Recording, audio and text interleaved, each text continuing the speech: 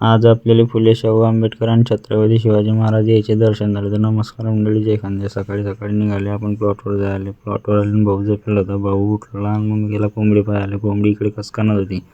कोंबडी आली इकडे वरती, भाऊ दिल चालला होता. भाऊ निघाला मग घरी आंघोळी करायला. मग आला भाऊ मम्मीला घेऊन.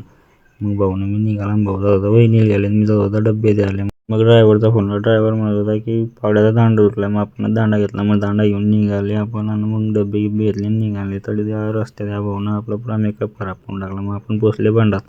मग बंडात पोचले तर या भाऊले आपण डब्बे गिब्बे दिले. मग एक टाली गेली भरत होते. म्हटलं यायचा एक व्हिडिओ घेऊ. मग ये तिकडे बिचारे 2 जण एकटे टाली भरत होते. मग आपण निघाले घरी जायला. मग जात होता तर हे रस्त्यात या भाऊचा ट्रॅक्टर फसवला होता. मग हे ट्रॅक्टर पाहून माझी घाबरला आणि आपली टाली बी इकडे तिकडे करत होती. मग म्हटलं भाऊ मी खाली उतरलो आणि भाऊनं ट्रॅक्टर काढलं वरती. मग मी आला घरी जेवण घेऊन गेलो. मग मी गेला प्लॉटवर मम्मी भाजी सोलत होती आणि हा भाऊ इकडे जपलं होता. म्हटलं चाल मी बी जपतो. मग मला जाणं होतं. मग त्यावेळेला मम्मी निघाला आणि आपल्या राजदूतचं आज डिझेल संपलं होतं.